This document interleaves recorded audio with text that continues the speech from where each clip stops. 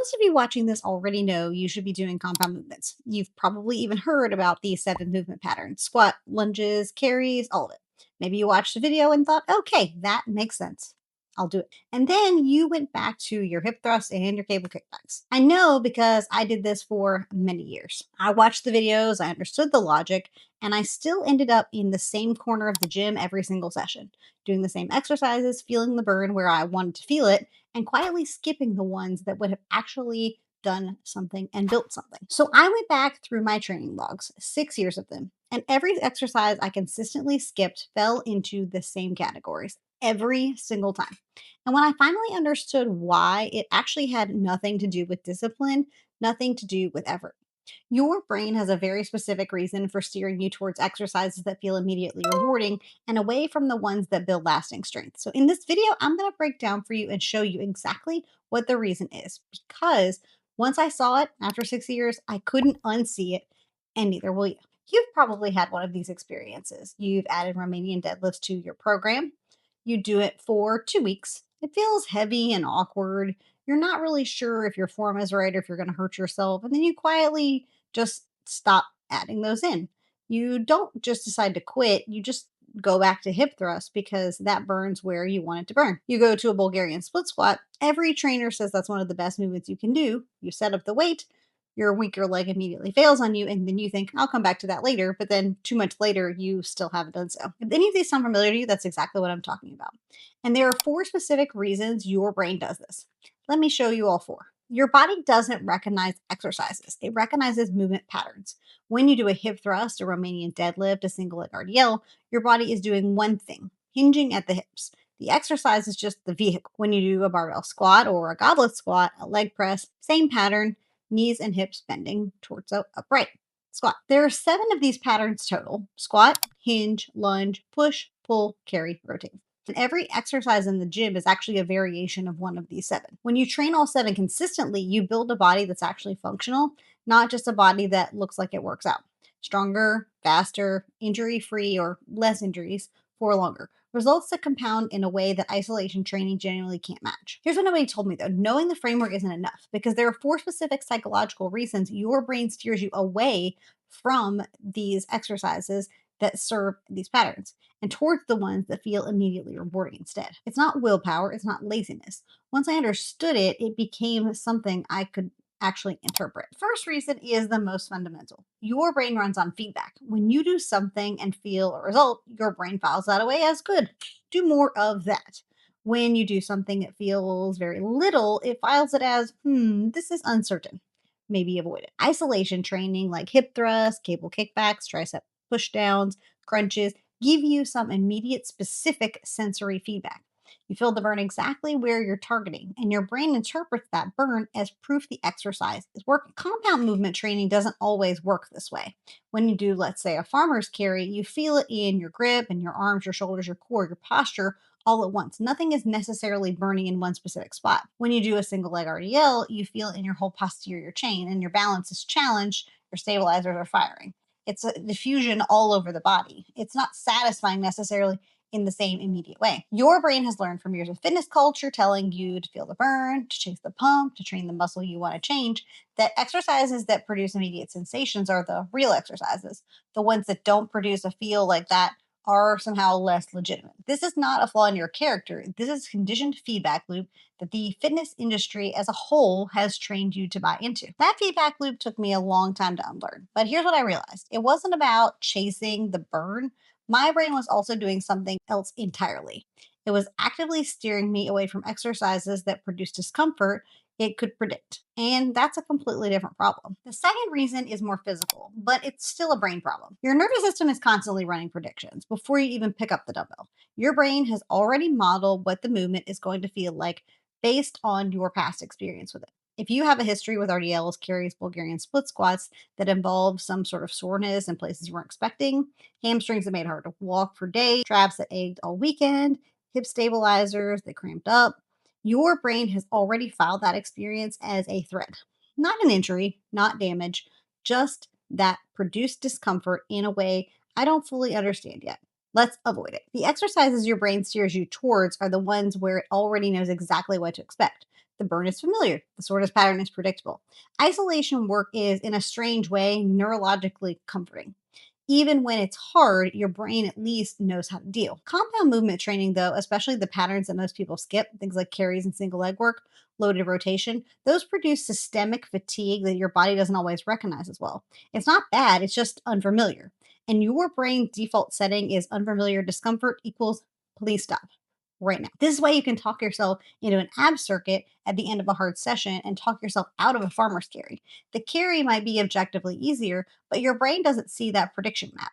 It flags it as something to avoid. The feedback problem, the pain prediction loop, those two alone kept me away from an entire category of training for many years. But the next one surprised me because it goes deeper than sensation. It's about what happens when your brain decides an exercise is threatening in a completely different way. As a licensed counselor, I work with avoidance patterns on a regular basis, and this one shows up in fitness more than almost anyone else. Single leg exercises and carries can feel very humbling, not challenging in like a good way, but humbling in a way that triggers something a lot of us women aren't really ready to sit with. A Bulgarian split flop, for example, where most people have this experience. You set up that weight, right? You go to do your regular squat, but your weaker leg immediately fails you. The weight you were using is maybe 40% of what you use if you were doing it bilaterally. And there's a moment where you genuinely feel incompetent at something you're supposed to be good at. Carries are even more subtle. You're just walking with weights, right? There's no complex movement. It looks from the outside like you're carrying groceries. And for someone who's been training hard and wants to look like they're training hard, carrying a kettlebell across a room can feel almost, well, embarrassing. Your brain is wired to avoid situations that trigger incompetent signals. You steer forward activities where you feel capable and away from ones where you don't. It's not laziness, it's a protection mechanism. The problem is that exercises triggering that response, the humbling ones, the awkward ones, the ones where you can barely lift half of what you think you should, are often building the most foundational, functional, lasting strength that you'll ever have. So the feedback loop, the pain prediction, the humiliation avoidance, three completely separate reasons. And I had all three at once without even knowing it. But the fourth one surprised me the most, actually, because it's not about how the exercises feel at all. It's about who you think you are. If I say glutes and ab days to you, you probably feel something. That's a workout pattern you can picture. You know what you're doing. There's a mental image of the kind of woman who goes to the gym and does glutes and abs. And it feels very familiar. Maybe it feels like you. But if I say to you carry patterns and rotation work, you probably feel almost nothing, maybe even some slight confusion. That doesn't sound like fitness content you've ever consumed, and it doesn't align with the identity you built around being a woman who takes care of herself. This is the identity incongruence problem. We've been trained by fitness media, by gym culture, by the influencers we followed to associate a very specific set of exercises with the identity of a woman who works out. And compound functional movement pattern training is not always part of that template. So when you skip the carries and you do the hip thrust instead, or maybe you choose RDLs, but you skip the overhead press because it just feels wrong. Because part of what's happening is that these exercises don't feel like the things that women do who work out. You don't see them on Instagram. They feel slightly wrong, like someone else's workout. And that's a story your brain wrote a long time ago. It's not true, but it's running in the background every single time that you build your week. So here's what 6 years actually looked like for me. For the first handful of years, I was following programs, mostly, sort of. But inside of those programs, I was making choices. I was choosing to do the hip thrust and then quietly skipping the RDLs. I was doing the crunches and feeling the burn and thinking I was actually training my core. I was actually avoiding anything that felt hard in the wrong way, the humbling way. I was chasing feedback I could feel. I was protecting myself from soreness I couldn't predict. I was building an identity around specific kinds of workouts, and I was unconsciously skipping the exercises that would have made the actual difference in my results. My results reflected exactly that. I was changing slowly, but I kept plateauing. I kept thinking that the answer was more effort or a different program, when the answer was choices I was making inside the program I already had. When I finally understood these four loops, the feedback problem, the pain prediction, the humiliation avoidance, the identity story, I could see exactly what I'd been doing.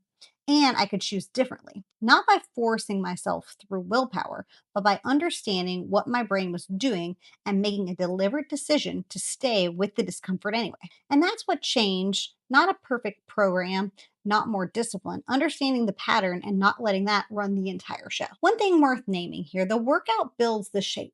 Nutrition is what reveals it.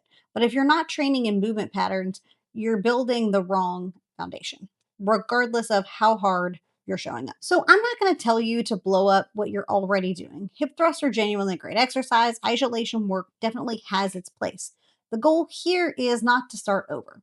The goal is to add the patterns you've been unconsciously skipping. Look at your current program and ask yourself honestly, how many of the 7 movement patterns are you actually hitting each week? Squat, hinge, lunge, push, pull, carry, rotate. Most women doing aesthetic work are focused on squatting, maybe hinging once or twice, but rarely doing carries, rarely doing rotation, and avoiding single leg work unless their favorite influencer is doing it. Start there. Pick one single leg exercises, reverse lunges, if Bulgarian split squats feel like too much right now. Just start building the pattern into your week and let yourself be bad at it for a while. That discomfort when something is new and humbling, that's not a signal to stop. That is your brain being asked to file something new. Stay with it long enough to tell yourself a different story. The framework that helped me make sense of all of this, the one that gave me the language about choosing certain exercises over others, I'll link in the description bar. But understanding the framework is only half the job. The other half is understanding why your brain has been steering you away from it. But now you know. If this is the first video you've watched from me, this channel is for women who are done with extremes, done with chasing the burn, and done with programs that work for 6 weeks and then fall apart. I'm a licensed professional counselor who's been training for over 6 years, and I make videos about why consistent, sustainable fitness is the brain problem before it's a body problem. And if this sounds like some kind of content for you, then make sure you subscribe because I post every single week, and I love responding to all of your comments.